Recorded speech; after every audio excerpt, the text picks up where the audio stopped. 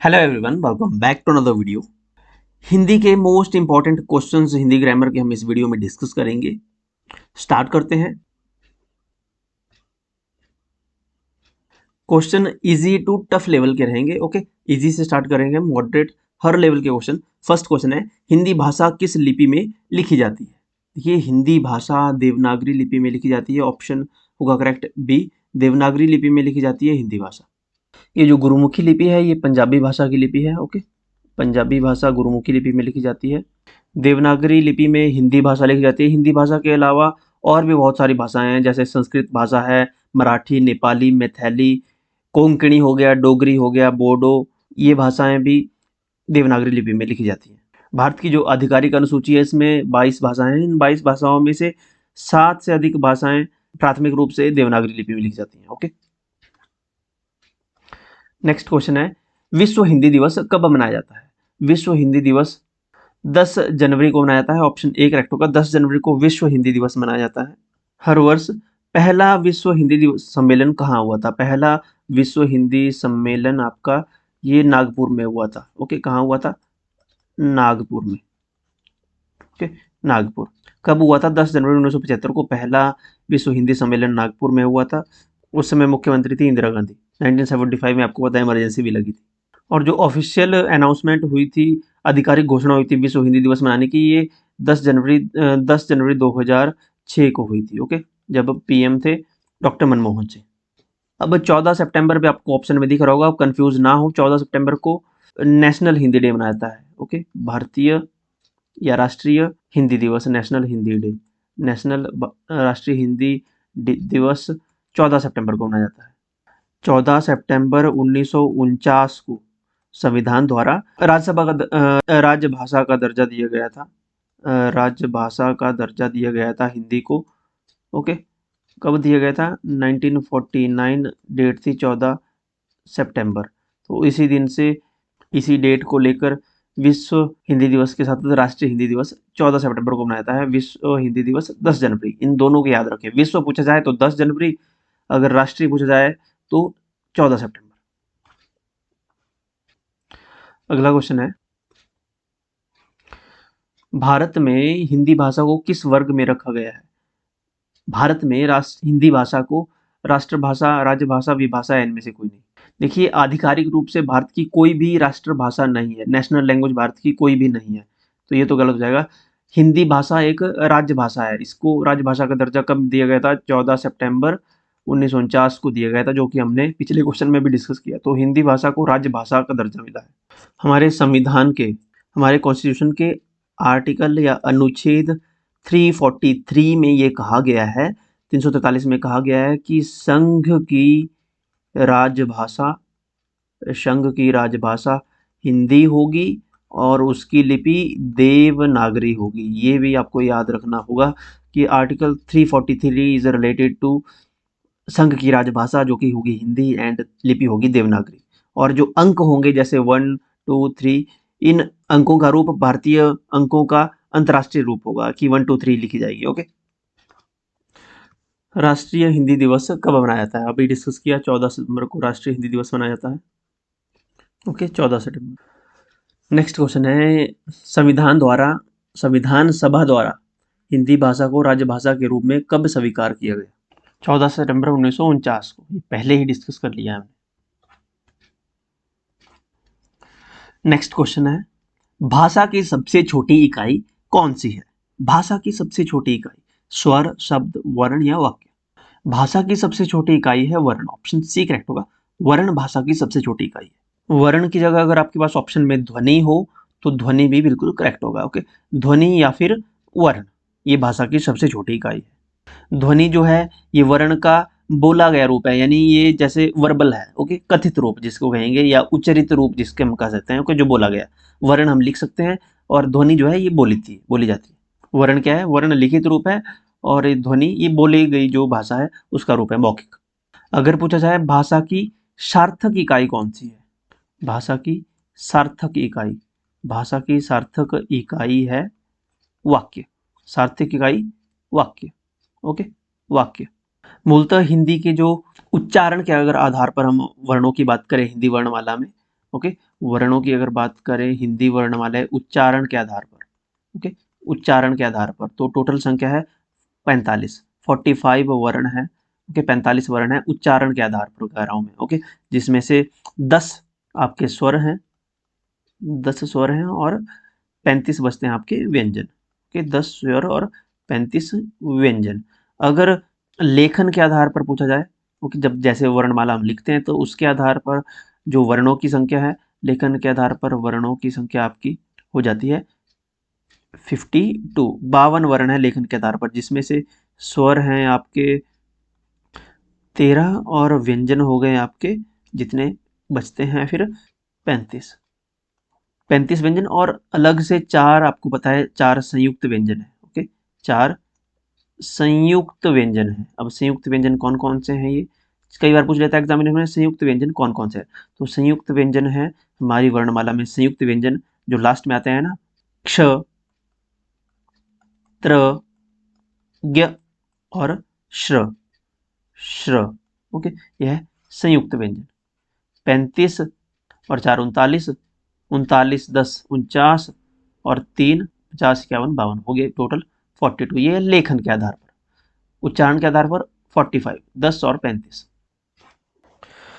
निम्न में से अल्प प्राण वर्ण कौन सा है? अब अल्प प्राण, अब वर्णों को प्राण के आधार पर, प्राण बोलते हैं हवा को, प्राण किसको बोलते हैं? हवा को, जो हम सांस लेते हैं ना, सांस छोड़ते हैं सांस लेते हैं, हवा को बोलते हैं हिंदी में प्राण, हवा प्राण, ओके, ऐसा समझ लो। अल्प प्राण जिनको बोलते समय मुंह से कम हवा निकलते हैं उन्हें अल्प प्राण कहा जाता है उन वर्णों को, और जिन शब्दों को बोलते समय, जिन वर्णों को बोलते समय ज्यादा हवा मुंह से निकले उन्हें महाप्राण कहा जाता है। सिंपल सा रूल है, ओके, प्राण यानी हवा।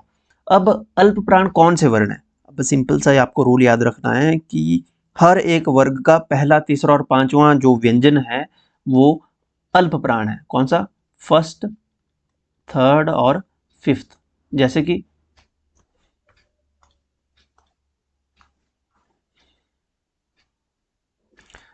क, ख, ग और घ, लास्ट में ड। ये हो गया सेकंड, थर्ड, फोर्थ और फिफ्थ। अब अल्प प्राण कौन कौन से हैं? पहला, तीसरा और पांचवा। ये जितने भी वर्ण आओगे कवर्ग में, चवर्ग में, टवर्ग में, तवर्ग में, पवर्ग में, क च ट त प, ओके, इनमें जितने भी ये सारे हैं ये क्या है? अल्प प्राण है। और च, छ, फिर ज आएगा तो ये भी अल्प प्राण होगा, और उसी प्रकार से यहाँ पे ज आएगा, ये भी अल्प प्राण है, ट ठ ड आएगा, अल्प प्राण होगा, ओके। इसी प्रकार से पहला, तीसरा और पांचवा जो व्यंजन होगा हर एक वर्ण वर्ग का, क्वर्ग है, चवर्ग है, टवर्ग है, तवर्ग है, पवर्ग है, ये अल्प प्राण आएंगे, ओके। अब देखिए ठ अल्प प्राण में नहीं आएगा क्योंकि ठ आता है दूसरे स्थान पर, ओके।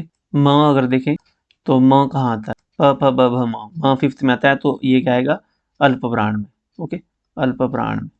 ब भी अल्प प्राण है, प भी अल्प प्राण है। उसी प्रकार से त अल्प प्राण है, द अल्प प्राण है, न अल्प प्राण है, अल्प प्राण अल्प प्राण अल्प प्राण, च, ज, य अल्प प्राण, ओके, यहाँ तक की हो। तो म क्या है? अल्प प्राण। इसके अलावा अगर देखें प पहले नंबर पे आता है, प, ओके, फर्स्ट पे है तो प भी अल्प प्राण, तो ये भी अल्प प्राण है। ऑप्शन सी भी करेक्ट है, बी भी करेक्ट है। फ महाप्राण है, ये नहीं होगा, ओके, ठ भी महाप्राण है। तो अल्पप्राण और महाप्राण से क्वेश्चन अगर आया तो आप गलत नहीं करेंगे, आपको सिर्फ ये याद करना है क च ट त प, क च ट त प, ये याद कर लिया आपने, क च ट त प, क ख ग घ ग, च छ ज ज ट ठ ड ढ ण, त थ द ध न, प फ ब भ म, ये आपको याद करना पड़ेगा, फिर आपको अल्पप्राण महाप्राण आपका गलत नहीं होगा। नेक्स्ट क्वेश्चन है, निम्न में से महाप्राण वर्ण छांटिए। महाप्राण छांटना है। क आता है हमेशा फर्स्ट पे, क, ख दूसरे पे आता है, तो महाप्राण में सिंपल सा रूल है, जो भी सेकंड नंबर पे और फोर्थ पे होगा वो महाप्राण होगा, ओके, महाप्राण। तो ख, छ, ट, थ, फ, घ, झ, ढ, ध, म, भ, ये सारे महाप्राण है। तो ख सेकंड पे आता है, ख, तो ये महाप्राण है, ऑप्शन बी करेक्ट होगा। ग अल्प प्राण है, क, ख, ग थर्ड पे आता है, तो ये अल्प प्राण है, ये अल्प प्राण है। त फर्स्ट पे आता है, त, थ, त फर्स्ट पे आता है, तो ये भी अल्प प्राण है। ख महाप्राण है, क भी हमारा अल्प प्राण है, ऑप्शन बी। अघोष और सघोष अब हम पढ़ेंगे। देखिए पिछले में तो अल्पप्राण और महाप्राण हो गया। निम्न में से कौन सा अघोष वर्ण है, या निम्न में से अघोष वर्ण छांटिए। अब अघोष सघोष भी वैसा ही है जैसे अल्पप्राण और महाप्राण था। अब अघोष का मतलब है जिन स्वर तंत्रियों में जो कंपन होती है, जो ध्वनि का कंपन होता है, वो मेजर करते हैं यहाँ पे। अब जिन ध्वनि में कंपन ना हो या बहुत कम हो वो अघोष में आएंगे, और जिनमें कंपन ज्यादा हो, वाइब्रेशन ज्यादा हो, वो सघोष में आएंगे। अब किन में कंपन कम होती है और किन में ज्यादा होती है, तो सिंपल सा रूल है इसमें, अघोष में हर वर्ग का फर्स्ट, पहला और दूसरा व्यंजन आएंगे अघोष में। ओके, अघोष में, और थर्ड, फोर्थ और फिफ्थ आएंगे सघोष में। थर्ड, फोर्थ और फिफ्थ आएंगे, ये आएंगे सघोष में। सघोष को घोष भी बोला जाता है। ओके, सघोष या घोष एक ही है। अघोष जिनमें वाइब्रेशन ना हो, तो पहला और दूसरा ये आते हैं अघोष में, यहाँ तक। ओके, अघोष में। और तीसरा चौथा पांचवा आते हैं सघोष में या घोष में। ओके, सिंपल सा रूल है। तो क्वेश्चन पे आते हैं। प फ ब, तो ब आता है तीसरा, ये आ गया घोष या सघोष में, तो ये तो नहीं होगा। त थ ध, ध भी तीसरे नंबर पे है, ये भी घोष में आएगा। भ, प फ भ, भ ये भी थर्ड नंबर पे है, ये भी घोष है या सघोष या घोष बोल सकते हैं। च छ, च छ, तो ये सेकंड नंबर पे आता है। तो सेकंड, फर्स्ट और सेकंड किस में आता है, अघोष में। ऑप्शन होगा करेक्ट डी, ये होगा अघोष, अघोष वर्ण। हमने छांट लिया अघोष वर्ण। ओके, छ ऑप्शन यहाँ पे भी दिया गया है नीचे, छ। नेक्स्ट क्वेश्चन है हमारा, निम्न में से सघोष वर्ण छांटिए। सघोष वर्ण, सघोष वर्ण होता है हर वर्ग का तीसरा, चौथा और पांचवा वर्ण। जैसे ग घ ड़, ज झ ञ, ड ढ ण, ये क्या है, ये सघोष है। अघोष क ख, च छ, ट ठ, त थ, प फ, ये क्या है, ये अघोष है। और ये घोष या सघोष। ओके, प फ ये तो अघोष है। च छ झ, ये थर्ड नंबर पे आता है। तो थर्ड पे जो आता है वो क्या होता है, सघोष होता है, या घोष होता है, या सघोष होता है। च ये पहले नंबर पे आता है, ये अघोष है। क भी पहले पे है, ये भी अघोष है। तो सघोष पूछा था, ज अघोष है, असघोष व्यंजन है। ओके, सघोष वर्ण है, सघोष व्यंजन, सघोष वर्ण, कुछ भी बोल लीजिए। नेक्स्ट क्वेश्चन है, इनमें से कौन संयुक्त व्यंजन है। जब हमने वर्ण डिस्कस किए थे कि वर्णमाला में कौन कौन से वर्ण हैं लेखन के आधार पे, तब हमने संयुक्त व्यंजन भी अभी डिस्कस किए थे प्रीवियस क्वेश्चन में। तो संयुक्त व्यंजन, 4 संयुक्त व्यंजन है, जिनमें से फ त य ज्ञ कौन सा होगा, ज्ञ जो है संयुक्त व्यंजन है। ऑप्शन ए करेक्ट होगा। अब संयुक्त व्यंजन कौन कौन से हैं, संयुक्त व्यंजन 4 हैं। कौन कौन से, एक तो क्ष, क्ष, त्र, ज्ञ और श्र, ये 4 व्यंजन है संयुक्त व्यंजन। अब क्ष, क्वेश्चन ये बनता है जो संयुक्त व्यंजन क्ष है, ये जो संयुक्त व्यंजन क्ष है, ये किन से मिलकर बना है, इसका अगर विच्छेद करेंगे तो क्या बनेगा, तो क प्लस श षटकोण, इससे बनता है क्ष। ओके, त्र कैसे बनता है, त्र बनता है त प्लस र से बनता है त्र। ज्ञ कैसे बनता है, ज्ञ बनता है ज और य से।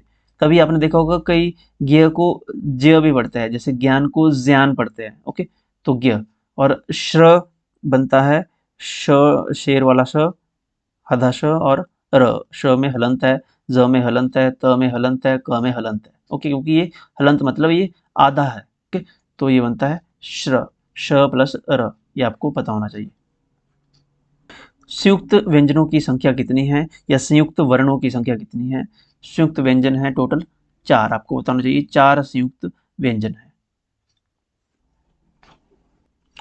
नेक्स्ट क्वेश्चन है, इनमें से कौन सा संयुक्त व्यंजन नहीं है। आपको पता है संयुक्त व्यंजन है, संयुक्त व्यंजन कौन कौन से हैं, क्ष, त्र, ज्ञ।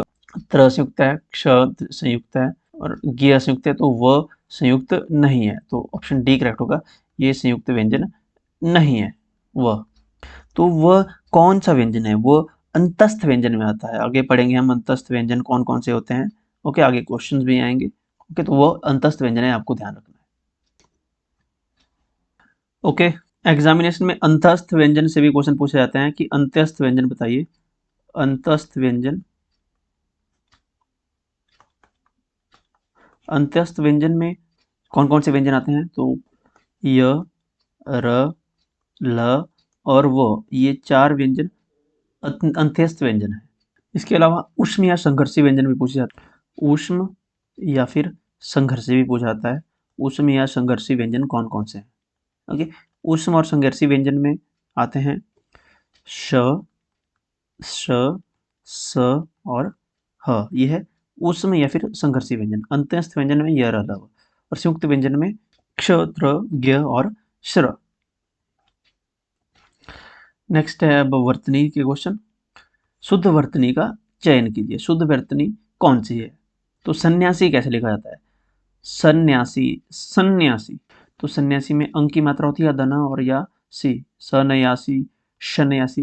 देखिए, इसमें और इसमें कंफ्यूजन होते हैं ए और बी में, तो ऑप्शन बी बिल्कुल करेक्ट होगा। अंक की बिंदी होना कंपलसरी है। सन्यासी। ओके, इंपॉर्टेंट क्वेश्चन है ये, एग्जामिनेशन में बार बार पूछा गया है। सन्यासी। एक वर्तनी गुरु, गुरु शब्द कैसे लिखा जाता है? गुरु, तो गुरु में गु और र, एक में ऐसी मात्रा होती है तो ये गलत होगा। गुरु ऐसे लिखा जाएगा, ये गुरु। एक शब्द वेशभूषा, वेशभूषा कैसे लिखते हैं? वेश में श शेर वाला आता है। ओके, वेशभूषा ये करेक्ट है। अगर आपको ऐसे मिले वेश वे श षटकोण वाला तो ये गलत होगा। ओके, वेशभूषा शेर वाला, वेशभूषा में शेर आएगा, शेर वाला श आएगा, ना कि षटकोण वाला। ओके, शुद्ध वर्तनी का चयन कीजिए। स्थाई कैसे लिखा जाता है? स्थाई या फिर स्थाई? ऑप्शन बी करेक्ट होगा, स्थाई। य आएगा, स्थाई। स था ई, य, स्थाई। ओके, ना कि स्थाई, ये गलत है। इसमें ऑप्शन ए और बी में कंफ्यूजन होगा, ऑप्शन बी करेक्ट हो जाएगा। ओके, ई नहीं आएगा, य को ई की मात्रा होगी ई। एक वर्तनी आती है सृष्टि, तो सृष्टि में सृष्टि, सृष्टि ये करेक्ट है, सृष्टि। ओके, रासायनिक में कौन सी वर्तनी है?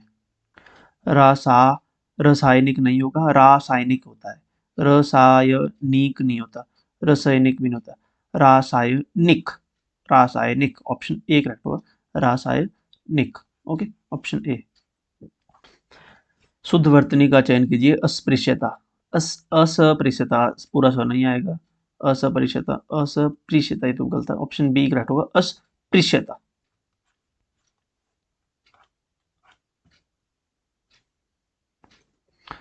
दो वर्णों से कि दो वर्णों में मेल से होने वाले विकार को कहा जाता है। जो दो वर्ण होते हैं, जब वो जुड़ते हैं तब उनको समास कहते हैं, जब विकार होता है, टूटते हैं, तो वो संधि बन जाते हैं। ओके, ऑप्शन बी करेक्ट होगा। विकार जब होता है तो संधि बनती है, जब दो समास में दो शब्दों का मेल होता है। ओके, दो शब्दों का मेल, दो शब्दों का मेल। यहाँ विकार पूछा है तो विकार संधि में होता है। नेक्स्ट क्वेश्चन है, प्रत्यय का प्रयोग होता है। प्रत्यय का प्रयोग कहाँ होता है? प्रत्यय का उपयोग पीछे होता है, शब्दों के पीछे। देखिए, प्रत्यय हम लिखते हैं प से, प्रत्यय प से शुरू होता है और पीछे भी प से शुरू होता है, तो प्रत्यय हमेशा पीछे लगता है शब्दों के। तो प्रत्यय शब्दों के पीछे लगते हैं, शब्दों के पीछे या शब्दों के अंत में। ऑप्शन बी करेक्ट होगा। धुंधला में कौन सा प्रत्यय है? प्रत्यय शब्दों के पीछे लगते हैं, तो धुंधला, धुंधला में ला प्रत्यय है, धुंधला। ऑप्शन ए करेक्ट होगा। उपसर्ग का प्रयोग होता है। उपसर्ग का प्रयोग कहाँ होता है? उपसर्ग का प्रयोग शब्दों के आगे होता है। उपसर्ग, अ से आगे, और उपसर्ग भी उ अ लिखने के लिए उ लिखना पड़ता है, तो उ अ, ओके, आगे, शब्द के आरंभ में आगे। Okay, option A correct, E A correct होगा यहाँ पे। Okay, option first. क्वेश्चन है, प्रतिकूल में कौन सा उपसर्ग है? प्रतिकूल उपसर्ग लगता है शब्दों के आगे। प्रतिकूल, कूल में प्रतिकूल, प्रति उपसर्ग है, ऑप्शन बी करेक्ट होगा। देखिए, जब आप उपसर्ग को अलग कर रहे हैं, उपसर्ग है हमारे पास प्रति, तो जो शब्द अलग से बच रहा है ना, कूल, तो इसका भी ये सार्थक बचना चाहिए शब्दों के। ओके, सार्थक शब्द बचना चाहिए, इसका कोई अर्थ निकले। अगर हम प्र ही अलग करते कि उपसर्ग प्र है तो तिकूल बचता, जिसका कोई मतलब नहीं है। ओके, तिकूल, तो ये गलत है। तो प्रति और कूल, इस प्रकार से। ओके, ऑप्शन बी करेक्ट हो। सार्थक ब्रेकडाउन सार्थक होना चाहिए। लास्ट क्वेश्चन है, विज्ञान में उपसर्ग है, उपसर्ग लगता है शब्दों के आगे। विज्ञान में कैसा ज्ञान, ज्ञान अलग कर दिया तो ज्ञान को हटाकर बचा हमारे पास वी, तो वी प्रत्यय है। ओके, और वी उपसर्ग है। ओके, ऑप्शन सी करेक्ट होगा, वी, ये answer. Okay, option c correct. Okay, so that's it. थोड़ा सा अगर वर्णों का उच्चारण स्थान का अगर रिवीजन करें तो कंठ उच्चारण स्थान किस किस का है, अ और आ कंठ से आते हैं। सिंपल से याद रखें, कंठ तालु मूर्धा दंत ओष्ठ नासिका कंठ तालु, इतना याद रखें। कंठ तालु मूर्धा दंत ओष्ठ। क क च ट त प, कंठ तालु मूर्धा दंत ओष्ठ, क च ट त प, ये याद रख लें। तो कंठ से क्वर्ग, तालु से चवर्ग, मूर्धा से टवर्ग, दंत से त्वर्ग, ओष्ठ से पवर्ग, ऐसे याद रखें। क च ट त प, कंठ तालु मूर्धा दंत ओष्ठ। ओके, तो कवर्ग कंठ में आते हैं, चवर्ग तालु में आते हैं उच्चारण स्थान, मूर्धा ट ठ ड ढ ण टवर्ग में आते हैं, दंत में त्वर्ग आते हैं, पवर्ग में ओष्ठ आता है, और नासिका में अंग ई ज ण न और म ये आता है नासिका में। ओके, जिसकी साउंड नाक से निकलती है। अंतस्थ व्यंजन य र ल और यहाँ पे है व, ये अंतस्थ व्यंजन है 4। उसमें व्यंजन ह अ श श स, ये उसमें व्यंजन है। और संयुक्त व्यंजन हमने पहले किया कर लिए। ओके, और व ये दंतोष्ठ है, इसका उच्चारण स्थान क्या है, दंतोष्ठ, ये यहाँ पर है वर्णों के उच्चारण स्थान। ओके,